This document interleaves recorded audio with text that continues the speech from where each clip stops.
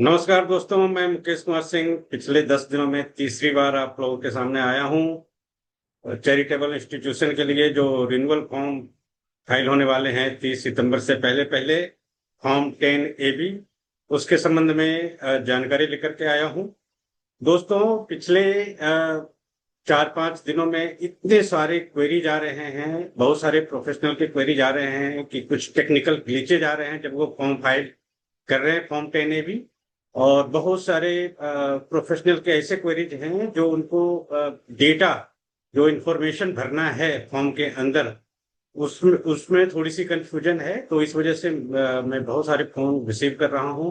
तो अंततः मुझे लगा अब चूंकि 2 दिन बाकी हैं फॉर्म 10 AB को फाइल करने में, जिनके रिन्यूअल ड्यू हैं 30 सितंबर से पहले, तो मुझे लगा कि एक वीडियो आप लोग के सामने लेकर के आऊं जिसमें स्टेप बाय स्टेप पूरे फॉर्म का जो क्रक्स है, जहां पे लोगों को कंफ्यूजन आ रही है, जिसके लिए उन्होंने क्वेरी पूछा है मुझसे, मैं उस चीज को पॉइंट आउट करूं और आपके सामने लेकर के आऊं ताकि आप सबों का कंफ्यूजन दूर हो पाए। साथ ही इस वीडियो में मैं डिस्कस करूंगा कि जो टेक्निकल ग्लिचेज आ रहे हैं कई बार फॉर्म फिल करने में, जो वो फॉर्म फिल नहीं हो पा रहा है, उसमें जो डेटा सेव होते हैं वो डेटा जब दोबारा फॉर्म खोलने जाते हैं वो डेटा नहीं मिल पाता है वहां पे।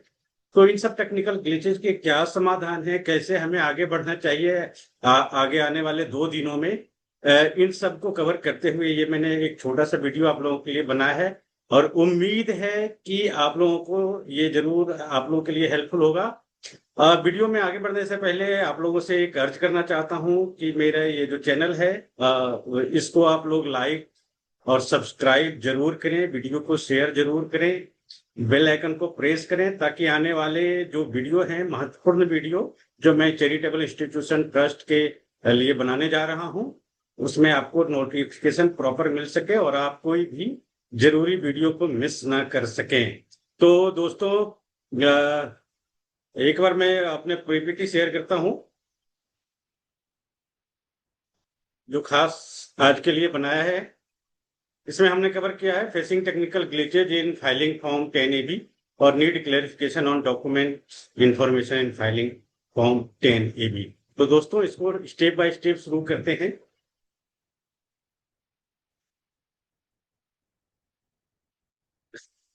देखिए, जो भी फॉर्म आपके पास है, फॉर्म 10AC, जिसमें रजिस्ट्रेशन सर्टिफिकेट है आपके पास 12A और या फिर 80G का, तो उन रजिस्ट्रेशन सर्टिफिकेट में नॉर्मली मैक्सिमम आप देखेंगे कि उसके जो 10AC की जो वैलिडिटी पीरियड है वो अप टू असेसमेंट ईयर 2026-27 है।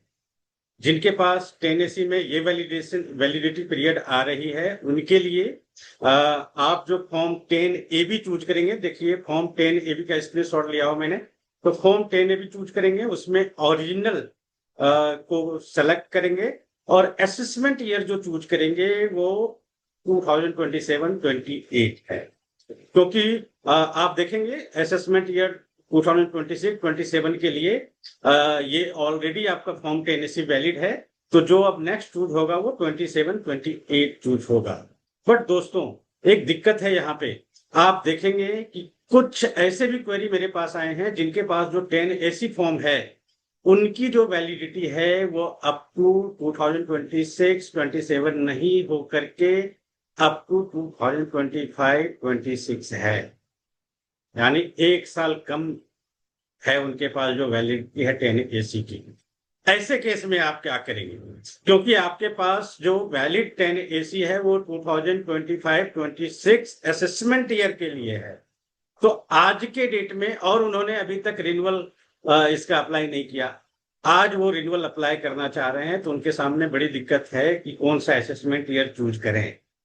तो दोस्तों, अब चूंकि इसका टाइम जो है, जो लॉ के हिसाब से, वो पिछले साल के 30 सितंबर को ही रिन्यूअल फाइल करना चाहिए था। ऐसे केस में आज तक नहीं कर पाए, आज वो करना चाहते हैं, तो उनको ओरिजिनल, ये जो ऑप्शन आ रहा है ओरिजिनल का, इसे ओरिजिनल चूज ना करके वो इसको कॉन्डोनेशन के ऑप्शन में चूज करें। और इसमें जो कॉन्डोनेशन ईयर है, यहाँ पे देखिए, आप ध्यान दीजिएगा, असेसमेंट ईयर की बात नहीं कर रहे हैं, कॉन्डोनेशन ईयर की बात कर रहे हैं। तो यहाँ पे जो मैक्स वो जो कंडोनेशन ईयर आपको ऑप्शन मिल रहा है वो 2025-26 या उससे पहले के सालों के मिल रहे हैं। तो आपको यहाँ पे चूज करना है। अगर पिछला ये असेसमेंट ईयर आपकी वैलिडिटी जो है 25-26 की है, तो कंडोनेशन ईयर आपको 25-26 चूज करना है और फॉर्म को फाइल करना है। नेक्स्ट, जब आपने मान लो आपका जो नॉर्मल केसेस में असेसमेंट ईयर जो वैलिडिटी की है वो 26-27 है, तो वैसे केस में आप जब सेक्शन कोड चूज करेंगे ओरिजिनल ऑप्शन लेने के बाद, असेसमेंट ईयर 27-28 चूज किया आपने, उसके बाद जो सेक्शन कोड चूज करेंगे वो 12 के लिए आप देख पा रहे होंगे, मैंने स्क्रीनशॉट लिया है। 12 के लिए 01 सेक्शन कोड आ रहा है, जिसमें ये जो क्लाउज इन्होंने बताया है, sub clause 2 of clause AC of subsection 1 of section 12A, मतलब section 12A1 clause AC sub clause 2 में ये एप्लीकेशन फाइल होगा रिन्यूअल का। उसी तरह अगर आपको 80G का अप्रूवल एप्लीकेशन फाइल करना है, तो आपको उसमें सेक्शन कोड 13 यहाँ पे देख रहे होंगे, 13, ये यहाँ पे 13 मेंशन हो रहा है, ये सेक्शन कोड है, ये सेक्शन नहीं है, ध्यान रखिएगा, ये सेक्शन कोड है जो इस फॉर्म में कोड उन्होंने बताया है। ये जो इसके जो सेक्शन है 80G हाई का फर्स्ट प्रोविजन का क्लाउड 2 में ये फाइल होगा रिन्यूअल एप्लीकेशन 80G के केस में। अब आप यहाँ पे अगर वो चैरिटेबल ट्रस्ट है या रिलीजियस ट्रस्ट है, जो भी केस है आप उसको चूज करें। उसके बाद type of constitution, trust, society या सेक्शन 8 कंपनी, जो भी केस है आप चूज करके इसको आगे बढ़ेंगे। दूसरा जो बहुत ज्यादा क्वेरी आ रहा है मेरे पास, वो पॉइंट नंबर 7 में सबसे ज्यादा क्वेरी आ रहा है, जिसको मैंने यहाँ पे लिया है। तो आप देखेंगे पॉइंट नंबर 7 में उन्होंने लिखा है whether the applicant is registered on दर्पण पोर्टल और अंडर FCRA एक्ट और any provision of income tax है। तो एनी प्रोविजन, अगर आपके पास दर्पण में रजिस्ट्रेशन है तो दर्पण, आप यहाँ पे देखिए नो सेलेक्ट किया हुआ है मैंने, बट आपको यस सेलेक्ट करना है। अगर इन तीनों में से या तो दर्पण का रजिस्ट्रेशन है या FCRA का रजिस्ट्रेशन है या इनकम टैक्स के किसी भी प्रोविजन में कोई भी अप्रूवल या रजिस्ट्रेशन आपके पास है, तो आपको यस चूज करना है। और यस चूज करेंगे तो 7A में आपको ड्रॉप डाउन आएगा, उसमें कौन से सेक्शन में आप रजिस्टर्ड हैं वो यहाँ पे चूज करेंगे। मान लो दर्पण और FCRA का रजिस्ट्रेशन आपके पास नहीं है अभी तक, तो आपके पास 12A और 80G का रजिस्ट्रेशन है ऑलरेडी, क्योंकि तभी आप रिन्यूअल फॉर्म फाइल कर रहे हैं। तो 12A के लिए आप चूज करेंगे ये यहाँ पे ड्रॉप डाउन में। उसके बाद उसका रजिस्ट्रेशन नंबर जो फॉर्म 10AC में होगा, 16 डिजिट रजिस्ट्रेशन नंबर, वो यहाँ पे आप लिखेंगे। मैंने ABCD ऐसे लिख दिया है। और उसके बाद डेट ऑफ रजिस्ट्रेशन उसी फॉर्म 10AC में लिखा होगा, आप वहां से उसको लेंगे।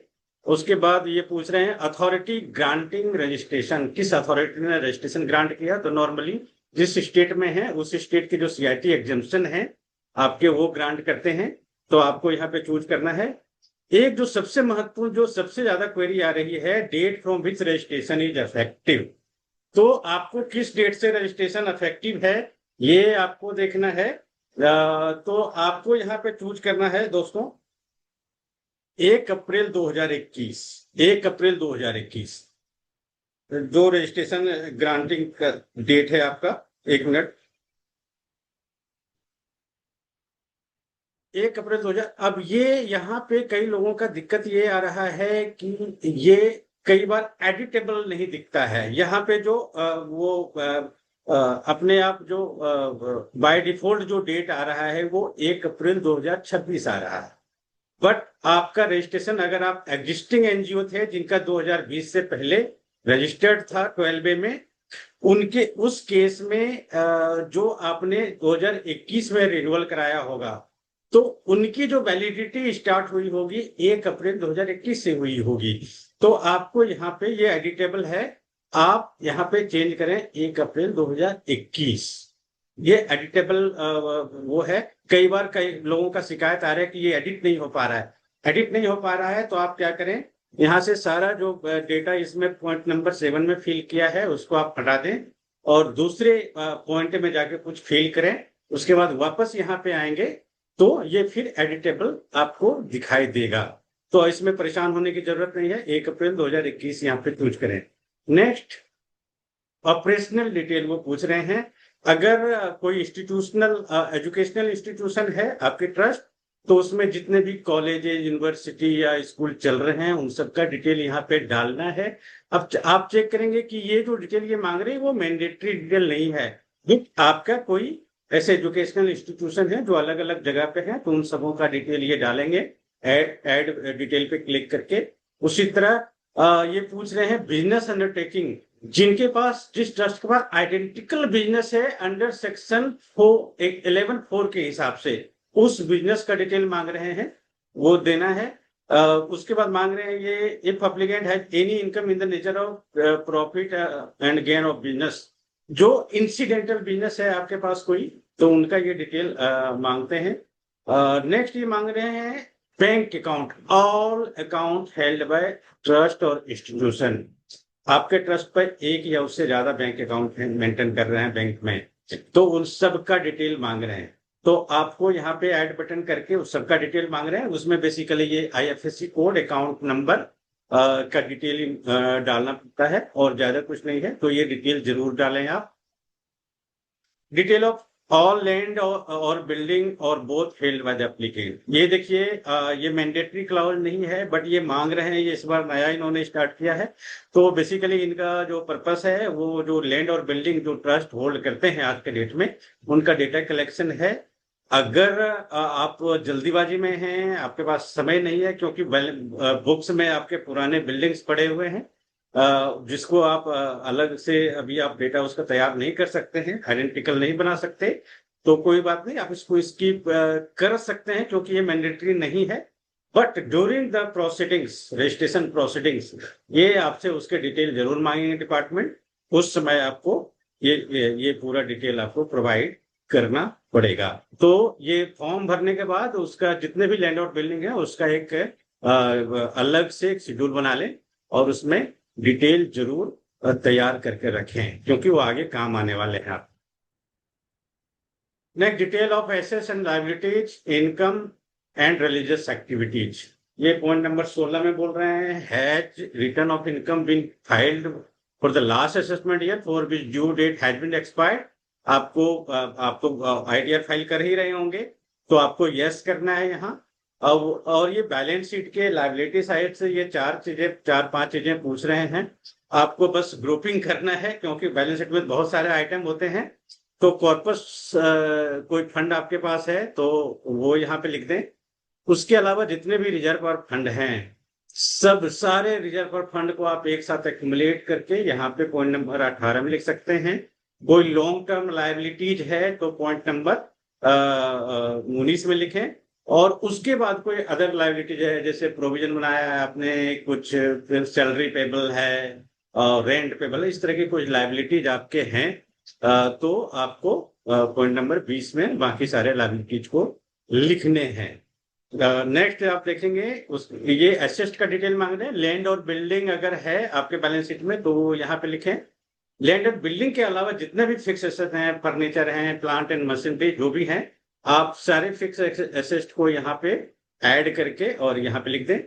Investment deposit made into other और मोर ऑफ द फॉर्म और modes specified in subsection 5 of section 11(5) के मोड में जितने भी इन्वेस्टमेंट हैं आपके जैसे कॉर्पोरेट डोनेशन के केस में या फिर डीम्ड एप्लीकेशन जो 11(2) में करते हैं उस केस में सब आपके जो इन्वेस्टमेंट है वो 11(5) के मोड में होने चाहिए।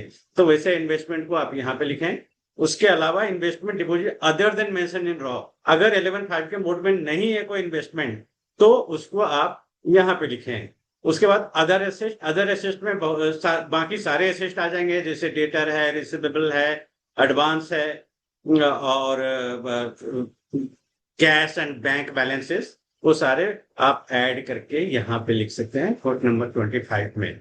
तो ये पूरे बैलेंस शीट का जो एसेट साइड है वो 5 उसके ग्रुप बनाने हैं आइडेंटिकल, और आप बना के, कोई हार्ड एंड फास्ट रूल नहीं है, बट जो जैसे लैंड और बिल्डिंग है तो वो सिर्फ यही लिखना है, बाकी सारे फिक्स एसेट को आप 22 में ऐड करके लिख सकते हैं। नेक्स्ट देखेंगे दोस्तों, तो ये फाइनेंशियल ईयर का इनकम डिटेल मांग रहे हैं। Income received in 3 previous year immediately preceding the previous year in which application is made. अब इस यहाँ पे जब इसको आप ड्रॉप डाउन करेंगे तो यहाँ पे 22, 23, 23, 24 और 24, 25 आ रहा है। तो बहुत सारे लोगों का ये अभी कहना है कि अभी तक उनके जो बैलेंस शीट है 24-25 की, वो साइन नहीं हो पाए हैं, तो वो डेटा भी अभी पूरा कंफर्म नहीं है। तो वैसे केस में आप क्या करें, यहाँ पे 22, 23, 23, 24 के इनकम डिटेल को यहाँ फिल कर सकते हैं। 24-25 को अभी फिलहाल आप रहने दे सकते हैं, क्योंकि जब ये जो एप्लीकेशन फाइल होगा उसके बाद वो नोटिस जो आएगा, क्वेश्चनेयर आएगा डिपार्टमेंट की तरफ से, उसमें वो 24-25 के डेटा जरूर आपसे मांगेंगे। उस समय तक ऑडिट भी हो गया होगा, तो वो जो डेटा आप सबमिट करेंगे उस समय 3 इयर्स का, 24-25, 23-24 और 22-23, ये 3 साल के जो बुक्स ऑफ अकाउंट वो मांगेंगे आपसे, उनको फिल करेंगे, उसी के अकॉर्डिंग वो सारा प्रोसीडिंग आपकी उस समय चलेगी। तो आपको घबराने की जरूरत नहीं है। 24-25 फाइनल नहीं है डेटा आपका, तो 23-24 के यहाँ पे और 22-23 के डेटा यहाँ पे आप डाल दें। इसमें देखिए, इसमें एक और क्वेश्चन आ रहा है, लोग जो पूछ रहे हैं मुझसे, ग्रांट रिसीव्ड फ्रॉम सेंट्रल और स्टेट गवर्नमेंट। अगर गवर्नमेंट से कोई ग्रांट आया तो वहां है डालें। अगर कोई सीएसआर फंड आपको रिसीव हुआ है ड्यूरिंग द प्रीवियस ईयर, तो आप सीएसआर फंड का यहाँ पे लिखें। उसके अलावा कोई और ग्रांट आपको आ गया है सीएसआर फंड के अलावा, या फिर गवर्नमेंट ग्रांट के अलावा, किसी कंपनी से या पीएसयू से कोई ग्रांट मिला है, या बाहर से कोई ग्रांट मिला है, तो आप यहाँ पे अदर स्पेसिफिक ग्रांट में इसको लिख सकते हैं। उसके अलावा जितने भी इनकम है, voluntary contribution, income from property held under trust, और इंटरेस्ट इनकम, जितने भी इनकम है आपके, वो सारे के सारे आप अदर इनकम में उसको ऐड करके लिख सकते हैं। तो बिल्कुल भी यहाँ पे टेंशन लेने की जरूरत नहीं है, आप इसको ऐसे करें। नेक्स्ट देखेंगे, वेदर द फंड और institution has incurred any expenditure on religious nature.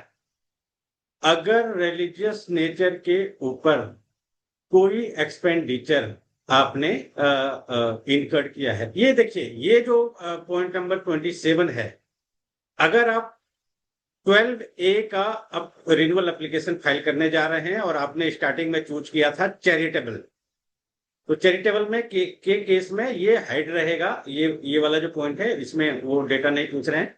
But जब आप एटीजी का रजिस्ट्रेशन फाइल करेंगे रिन्यूअल अप्रूवल के लिए, तो यहाँ पे वो आपको चूज करना पड़ेगा यस और नो। अगर आपने रिलीजियस पे कोई खर्चा किया हुआ है, तो रिलीजियस एक्टिविटी पे कोई एक्सपेंडिचर आपका हुआ है, तो आपको यस करना है, और यस करने के बाद ये 3 साल का ऑप्शन देंगे ड्रॉप डाउन में, और किस साल में कितने कितने पैसे आपने रिलीजियस एक्टिविटी पे, भले ही आप चैरिटेबल इंस्टीट्यूशन थे, बट रिलीजियस एक्टिविटी पे आपने फॉर्म एटीजी का रिन्यूअल फाइल करते समय इसको आपको भरना है। तो टोटल इनकम पूछेंगे, और टोटल इनकम के बाद एक्सपेंडिचर ऑन रिलीजियस नेचर ये पूछेंगे। तो टोटल इनकम के बाद जो भी आपने एक्सपेंडिचर लिखा, वो अगर 5% से एक्सीड कर जाता है, तो फिर ध्यान रहे भाई साहब, आपको 80G का अप्रूवल नहीं मिलेगा। तो परसेंटेज ऑफ टोटल इनकम वहां अपने आप आ जाएगा, टोटल इनकम, उसके बाद एक्सपेंडिचर ऑन रिलीजियस नेचर जैसे लिखेंगे, ये 5% से ज्यादा आ जाता है तो 80G का आपको अप्रूवल नहीं मिलेगा, क्योंकि 80G 5 कैपिटल बी में ये उन्होंने मेंशन किया है कि कोई भी चैरिटेबल इंस्टीट्यूशन जो है वो up to 5% of total income religious nature पे खर्च कर सकते हैं, बट 5% से ज्यादा अगर खर्च करते हैं उनको 80G का अप्रूवल नहीं मिलेगा। तो ये आपको ध्यान में रखना है भाई साहब, ध्यान में। Next, attachment. अटैचमेंट में भी कई सारे क्वेश्चन आ रहे हैं कि हमें कैसे डॉक्यूमेंट को अटैच करना चाहिए। तो self certified copy of the institution creating the trust और एस्टेब्लिशिंग द इंस्टीट्यूशन, जो इंस्ट्रूमेंट है आपके इंस्टीट्यूशन का, जैसे ट्रस्ट है तो ट्रस्ट डीड आपके पास रजिस्टर्ड ट्रस्ट डीड होना चाहिए, सोसाइटी है तो एमओए और एओए होना चाहिए, और उसी तरह सेक्शन 8 कंपनी है तो एमओए और एओए है जो है उसका वो आपके इंस्ट्रूमेंट है। रजिस्टर्ड इंस्ट्रूमेंट को सेल्फ सर्टिफाइड कॉपी यहाँ पे आप उसको अटैच करें। सेल्फ सर्टिफाइड कॉपी, बहुत सारे लोगों का क्वेश्चन ये आ रहा है कि सेल्फ सर्टिफाइड कॉपी नहीं अभी उपलब्ध हो पाएगा तो क्या करें। तो आप ऐसे भी अटैच करें, क्योंकि आप तो ओटीपी के थ्रू इसको फाइल कर ही रहे हैं, लेकिन जब वो फिजिकल सबमिशन होगा नोटिस आने के बाद, उस समय आपको सेल्फ सर्टिफाइड कॉपी आपको प्रोवाइड करने हैं। तो यहाँ पे ऐसे भी है तो चल जाएगा। नेक्स्ट बोल रहे हैं self certified copy of document evidencing और creation of trust establishing of the institution. ये मैंडेटरी नहीं, कॉलम नहीं है, और अगर यहाँ पे आप लगाना चाहते हैं तो अगेन वो एमओई या ट्रस्ट डीड आप यहाँ पे कर सकते हैं। 3 नंबर में देखेंगे self certified copy of registration of with the registrar of company और फर्म्स एंड सोसाइटी और रजिस्ट्रार ऑफ पब्लिक ट्रस्ट। अगर जो सर्टिफिकेट ऑफ द इंस्टीट्यूशन है आपके पास तो वो यहाँ पे लगाएंगे, जैसे कंपनी के केस पे जो इनकॉर्पोरेशन सर्टिफिकेट है वो लगाएंगे, जो सोसाइटी के केस में रजिस्ट्रेशन सर्टिफिकेट आपके पास है आरसी वो लगाएंगे। ट्रस्ट के केस में कोई सर्टिफिकेट नहीं होता, कुछ कुछ स्टेट में होते हैं जहां पे, जैसे मुंबई गुजरात में उनके पास सर्टिफिकेट होते हैं तो वहां पे सर्टिफिकेट लगाएंगे। जैसे दिल्ली में आपके पास कोई सर्टिफिकेट पर्टिकुलर नहीं होता ट्रस्ट के केस में, तो आप रजिस्टर्ड ट्रस्ट डीड को ही यहाँ पे अटैच कर सकते हैं। उसी तरह आपके पास अगर foreign contribution, foreign FCRA registration है तो वो आप यहाँ पे मेंशन करेंगे। नेक्स्ट देखें 5 में, यहाँ पे आपके पास 12 और 80G में जो 10 AC में सर्टिफिकेट है वो दोनों को मर्ज करके यहाँ पे आपको अटैच करना है, अगर दोनों रजिस्ट्रेशन और अप्रूवल आपके पास है तो। उसी तरह आप देखेंगे यहाँ पे 6 नंबर में एनुअल अकाउंट बोल रहे हैं तो 3 साल का प्रीवियस 3 इयर्स का एनुअल अकाउंट आपको अटैच करना है। सबको मर्ज करें एक साथ, बैलेंस शीट, इनकम एक्सपेंडिचर मर्ज करें 3 सालों का और यहाँ पे आप उसको अटैच करें। अब आप फिर बोलेंगे कि 2025 31 मार्च 2025 का अभी तक फाइनल नहीं है बैलेंस शीट आपके पास, तो कोई बात नहीं, 23 और 24 का आप मर्ज करके लगा दें। बाद में जब क्वेश्चनेयर आपको आएंगे डिपार्टमेंट की तरफ से, वहां पे आपको वो 25 का भी, वो तब तक ऑडिट हो गया होगा, 25 का भी देना पड़ेगा। पॉइंट नंबर 10 देखें, यहाँ पे जरूरी है self certified copy of document evidencing adoption और मॉडिफिकेशन ऑफ द ऑब्जेक्ट। अगर प्रीवियस 30 डेज पहले के अंदर अंदर आपने अगर कोई मॉडिफिकेशन किया है अपने ऑब्जेक्ट में, तो जो अमेंडेड जो इंस्ट्रूमेंट है आपके पास वो यहाँ पे आपको मर्ज करना पड़ेगा।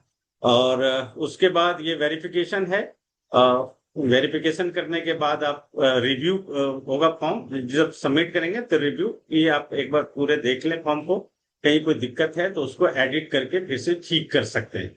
उसके बाद आपके पास ओटीपी वेरिफिकेशन के लिए ऑप्शन आएंगे। ओटीपी वेरिफिकेशन के लिए ऑप्शन आएंगे, वहां पे देखिए कुछ टेक्निकल ग्लिचेज आ रहे हैं, जिसकी क्वेरी मेरे पास आ रहा है, तो ये टेक्निकल ग्लिचेज को कैसे ठीक किया जाए तो उस पर मैं थोड़ा सा आपका ध्यान देना चाहूंगा।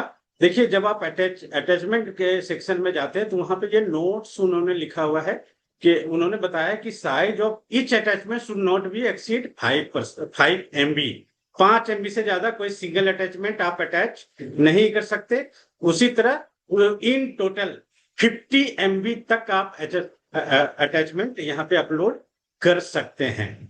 All the attachment should be in PDF और जिप फॉर्मेट ओनली। आप PDF या जिप फॉर्मेट में ही आप इसको अटैच कर सकते हैं। All the form in zip file should contain only file in PDF format. जितना अगर जिप फॉर्मेट फाइल भी अटैच करना चाह रहे हैं तो उसमें सारे PDF डॉक्यूमेंट ही होने चाहिए, ये आपको प्रॉपर ध्यान रखना है। लेकिन सबसे जरूरी जो और क्रूशियल जो बात है वो ये है कि जब भी आप फॉर्म फाइल करने जाएंगे तो आपको ध्यान रखना चाहिए कि जितने भी रिक्वायर्ड अटैचमेंट इसमें जाने वाले हैं, डॉक्यूमेंट अटैच होने वाले हैं, वो सारे के सारे अपलोडेबल फॉर्मेट में जो अपलोड हो वो पहले ही तैयार करके रखना चाहिए। आप उस समय तैयार करेंगे, जैसे कई बार साइज 5 MB से ज्यादा साइज हो रहा है किसी डॉक्यूमेंट का, तो उसको रीसाइज पहले ही करके रखें। उस समय करने जाएंगे तो आज के डेट में क्या हो रहा है कि 5 मिनट तक ही आपका ये जो इनकम टैक्स का जो पोर्टल है वो ओपन रह रहा है, 5 मिनट में अपने आप लॉग आउट हो जा रहा है। तो उसमें अगर रीसाइज करने में, उसको मर्ज करने में पीडीएफ को, या पीडीएफ में कन्वर्ट करने में आपको 5 मिनट से ज्यादा लग रहा है, तब तक यहाँ पे क्या होगा, आपका ये जो आपने फिल किया हुआ है पूरे फॉर्म 10AB को, वो पूरा लॉग आउट हो जाएगा। और कई बार तो ऐसे दिक्कतें आ रही है कि जब दोबारा लॉग इन करेंगे तो जो आपने डेटा फिल किया हुआ है वो आपको वहां पे नहीं मिलेंगे, तो बड़ा दिक्कत हो जाएगा। तो आप क्या करें, सबसे पहले सारे डॉक्यूमेंट एज पर द जो इनके जो गाइडलाइंस है उस हिसाब से आप तैयार करके रखें एक पर्टिकुलर फोल्डर में, और जैसे ही फॉर्म फिल करें साथ साथ डॉक्यूमेंट फटाफट उसको अपलोड करें। तो आपको डॉक्यूमेंट सारे पीडीएफ फॉर्म में अपलोड करने हैं, उसको मर्ज करके रखना चाहिए। जैसे 3 साल का बैलेंस शीट आप लगाने जा रहे हैं, बैलेंस शीट और इनकम एक्सपेंडिचर अकाउंट, तो 3 साल के बैलेंस शीट और इनकम एक्सपेंडिचर अकाउंट को मर्ज कर लें, पहले ऑनलाइन मर्ज हो जाते हैं। और अगर उसके साइज 5 MB से ज्यादा हो रहे हैं तो उसको रीसाइज कर लें, उसके कंप्रेस कर लें उसके साइज को, पहले ही एकदम रेडी रखें। Try to file form and verify it in one shot. आपने फॉर्म फाइल किया, सारे डॉक्यूमेंट अटैच किए और तुरंत वन शॉट में ही उसे वेरीफाई कीजिए। बाद में वेरीफाई करेंगे तो हो सकता है डेटा लॉस हो जाए जो आपने फॉर्म फिल किया है, क्योंकि लास्ट टाइम चल रहा है एकदम सर्वर बिजी है, आईटी सर्वर बिजी है, 5 मिनट से ज्यादा नहीं रह पा रहा है, लॉग आउट हो जा रहा है। तो आपको एक शॉट में ही सारा काम करने की कोशिश करें। Choose OTP verification process instead of DSC for trust और सोसाइटी। ट्रस्ट और सोसाइटी के केस में डीएससी से भी आप वेरीफाई कर सकते हैं, और ओटीपी से भी। तो ओटीपी से आप वेरीफाई करने की कोशिश करें, क्योंकि डीएससी जब आप वहां पे वो करेंगे, अटैच करेंगे सिस्टम में, तो कई बार उसमें कुछ एरर्स आ जाते हैं, तो वो आपको परेशान करेगा, और उतने में आपका हो सकता है कि लॉग आउट हो जाए अपने आप। तो आप ओटीपी वेरिफिकेशन प्रोसेस को चूज करें ट्रस्ट और सोसाइटी केस में। कंपनी के केस में आपको मैंडेटरी है कि आपको डीएससी से ही करना है, तो वहां पे आपको डीएससी ही करना पड़ेगा। तो डीएससी अटैच करने से पहले सिस्टम में पूरी तरह से वेरीफाई कर लें कि वो रजिस्टर्ड हो इनकम टैक्स साइट पे, और पूरी तरह से कंपेटेबल हो आपके सिस्टम के साथ साथ। Ask authorize signatory to provide OTP instantly. आप फॉर्म फाइल करने से पहले फोन कर दें ऑथराइज सिग्नेटरी को, या उनको रेडी रखें कि वो तुरंत ओटीपी आपको प्रोवाइड करें, तुरंत। Keep all the document ready and arrange it to file in the early morning when IT service is less busy. क्या करें, जो अब 2 ही दिन बचे हैं, तो आपके लिए सजेस्टेड यही है कि आप सारे डॉक्यूमेंट के तैयार करके रखें, और अर्ली मॉर्निंग किसी स्टाफ को आप ड्यूटी पे लगाएं, या खुद भी आप अर्ली मॉर्निंग बैठे। अगर 2-4-5 फाइल है तो आप आराम से उसे मैनेज कर सकते हैं। अर्ली मॉर्निंग बैठे, फटाफट फाइल करें फॉर्म को, और उसके बाद अटैच करें और वेरीफाई करें। सिग्नेटरी को पहले ही आप उसको लाइन अप करके रखिए, तो अर्ली मॉर्निंग में आपका आसानी से हो जाएगा, क्योंकि 10 बजे के बाद साइट अगेन बिजी हो जाते हैं और फिर बहुत दिक्कतें आती है। तो दोस्तों ये था मेरे तरफ से फॉर्म 10AB कैसे फाइल करेंगे, उसमें क्या टेक्निकल ग्लिचेज आ रहे हैं, क्या डॉक्यूमेंट अटैच करना है, और क्या इंफॉर्मेशन और प्रोवाइड करना है, ताकि आपका 30 सितंबर से पहले पहले हो जाए।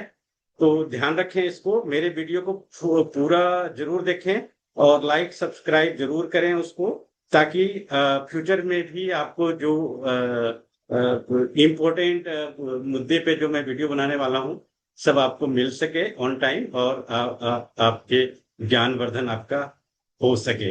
तो दोस्तों एक बात और ध्यान में रखिएगा, अगर ये 30 सितंबर से पहले पहले ये फॉर्म आपने फाइल नहीं किया, तो 30 सितंबर के बाद आपके पास ऑप्शन होगा कंडोनेशन ऑफ डिले के साथ फाइल करने का।